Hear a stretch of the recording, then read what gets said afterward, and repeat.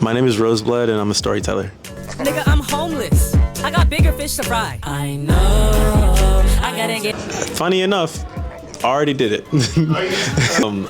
So back in like 2022, me and a few other friends, B, Kenji, and Way Too Fresco, started a collective called Supernova, and it just has a lot of like.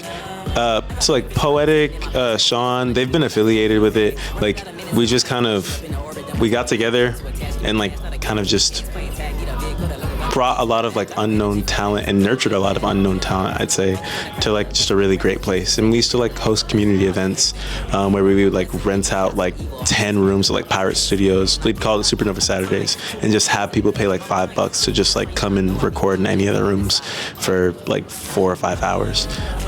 We'd have like picnics. We're trying to get back more into like just community stuff. We have like a studio down the street from here. But yeah, we still have the collective. But we're trying to get back more into just community events this year, especially. But to answer that question, B, 3E, Kenji, Way Too Fresco. Those would be the major names in my collective. Nigga, I'm homeless. I got bigger fish to fry. I know. I gotta get. Released? Honestly, I'm not gonna lie. I feel like when people get the chance to hear Closed Mouths, the last song I performed, at its full potential, that'll be the one. I feel like the music I make deeply resonates with like underdogs, people who have been counted out, just like misfits, people like and just people who don't necessarily feel heard in life. And like that song is kind of like the anthem for not just them, but like literally anybody who has just been told that you can't and you won't do something, and is constantly overlooked. It's also hard as hell. Nigga, I'm homeless. I got bigger fish to fry. I know. Yes, I have. So, story behind my name. Rose is a family name. My great-great-grandfather emigrated to Jamaica from Ireland, and his surname was Rose. And so my cousin and I, when we first started making music, we were like, okay, you know, like Rose, like we feel like that kind of, that's like it was just like a strong, like familial, like tie. But then we wanted to take it a step further, so we made it an acronym for Rising Over Society's Expectations. And so like, if Rose is literally in my blood, in my family, and it's also a set of ideals that I'd like to embody, and it is literally coursing through my veins. It's in my blood. I have Roseblood. I am Roseblud.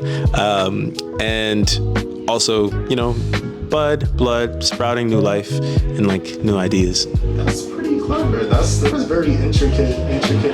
Thank you. You really put a lot of thought into that. Thank you. Honestly, I didn't.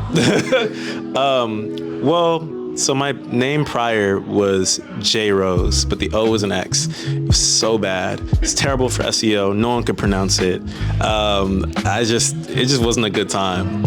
And I was like, at some point, I think maybe like 2 or 3 years in, I was like, I need to change it. My friends were like, no, J Rose is iconic. And I was just like, no. And I was trying to think of a name that still incorporated Rose. And I was thinking of a bunch of different like weird things that just didn't work. And then one day when I wasn't thinking about it, it just popped in my head. And yeah, and I was like, oh, I like that. And I didn't think about the actual meaning of it until years after adopting it as my name. But yeah. That's a really cool explanation. Thank you. Is there anybody you'd like to shout out or any upcoming projects, shows that you'd like to tell people about? Yeah, so I've been working on an album for the past 4 years, but honestly, the way that like music demands to be made, I've been working on this album for 10 years, since the death of one of my uncles. And it's nearing completion. I'm just mixing it. I wanted to release it in September. Seeming like maybe that won't happen, but it'll come out this year for sure. And what made you hold on to it for so long? It needed to be shared. And it's like, I have this thing with albums and with music that if I don't make it, and I tell myself, oh, you know, the time has passed, life will have the same situation and circumstances happen again until I just suck it up and finish what I started. Like 10 years ago, I lost my uncle and I lost my cousin, and I started, like, that's what propelled me into making music. And I planned to make an album that would detail that experience and just like the feelings.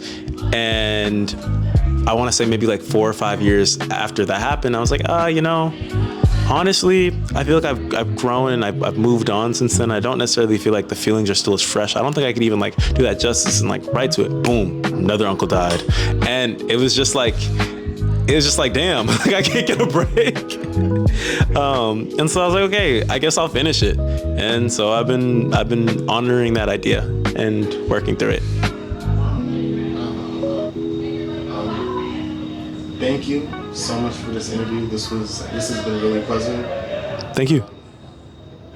Yeah, I wish you nothing but the best of luck. Again, you killed it out there. And yeah. Thank you. Have a great night.